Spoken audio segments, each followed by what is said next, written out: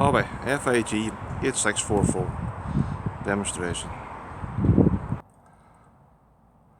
Starting off with your control panel, just above the hab door, you have an on and off button. Simply, it's on here at the minute with a wee light flashing, and that's the whole system off. To turn her on, simply press the button, and you can see she's turned on there now. I'm not plugged into the mains at the minute, but if I was plugged in, there would be a wee plug icon on the middle of the screen to say that you are plugged in. This button here is for your on and night, and this button here runs your water pump. Make sure that's switched on if you want to use your water for the sinks, showers and toilet.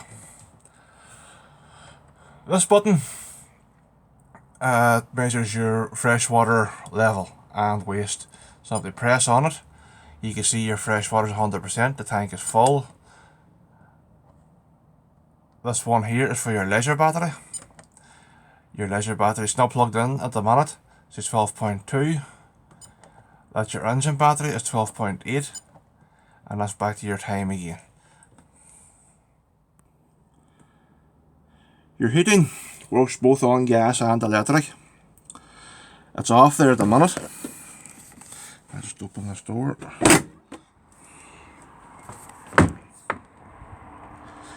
This bottom switch, you can see here, this wee flame, that's for your heating.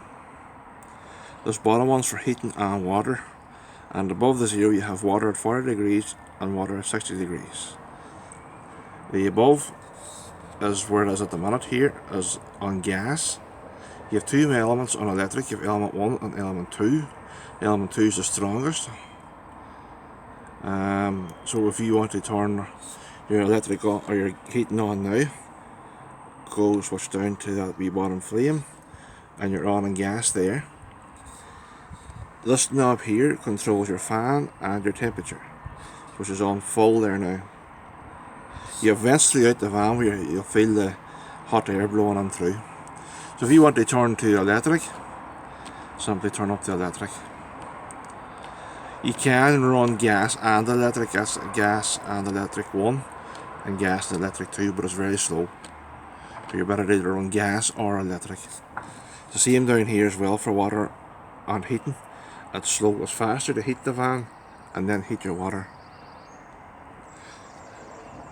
So that's you on gas heating. If you want to go to water, simply turn up to 40 degrees, which is normally used for washing dishes and hands. And if you want a shower, it's normally 60 degrees. And that's your heating totally off once you go back to zero. Doesn't matter where the position this one is here, as long as this one's at zero, it's off.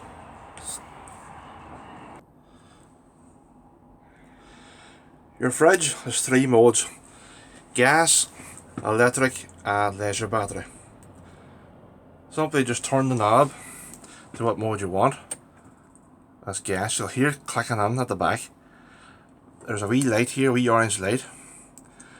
If your gas doesn't light, that light will continuously flash. It's lit there at the minute because it's a solid light. So if you want electric, go to electric and then leisure battery. The leisure battery mode only works when the engine is running. So leisure battery mode is used for travelling purposes only. It's not recommended to use the gas. The knob you have here controls the temperature of the fridge. Just simply turn back and forth. And this knob here is for your grill. Sorry, your oven. Simply turn to whatever temperature you want. Hold it on. And she lights. And let go. And then you control the temperature, whatever temperature you want. And that's it off.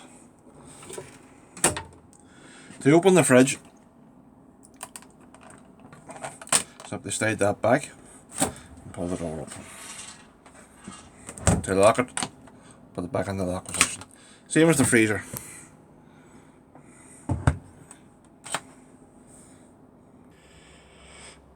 Your freshwater tank is situated under the living area.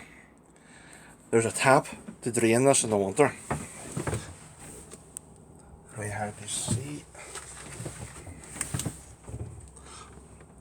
If you can see the wee black tap there, it's closed at the minute, and to open that up just turn it anti-clockwise and that empties your freshwater tank. Make sure that's closed while you're filling the tank as well, otherwise your water is just going to be dumped to the ground. You also have a frost valve for your boiler. That needs to be closed as well when you're filling the van. I'll just show you that now. Your frost valve is located in this, the rear locker on the left hand side.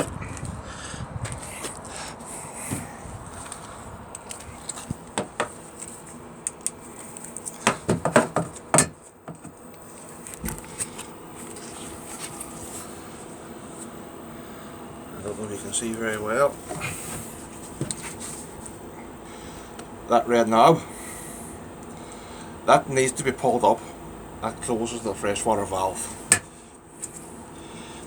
To dump that, just simply press down.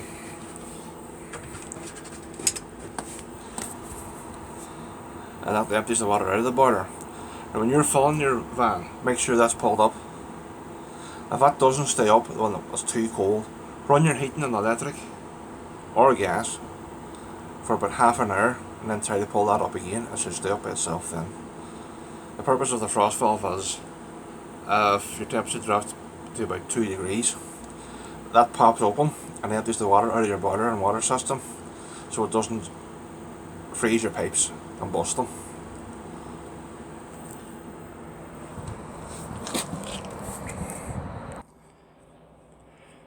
When you fill your freshwater tank, when you go to run your taps, you'll find there'll be no water for at least 2 to 3 minutes as it continues to pump the air out of the system. Just leave your tap, kitchen tap, either in the hot position or between hot and cold, and that pushes the air out, and eventually the water will come. But as I said, it could take 2 to 3 minutes. You have a rear bed with a step ladder going up onto it. Your table and living area also folds down into a bed. There's a knob underneath the table. Simply loosen the knob and the table pushes down. You can then work out what cushions is needed to fill out the bed. On the above bed there's 2 more cushions that's used to fill up the spaces down here as well. There's a ladder on the above bed used to climb up onto the top bed.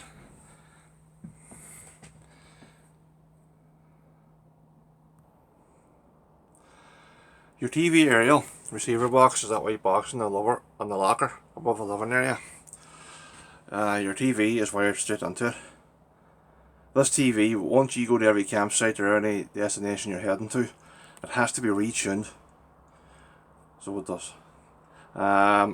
Any stations you get in the Republic is RTEs. Anything you get in the North is the BBCs. Your leisure battery is located underneath the driver's seat. Your fuses is also in there. The fuses is for the lights, like your wee lights around the camper. If you fuse for your water pump, anything is running on 12 volt, the fuses is in there.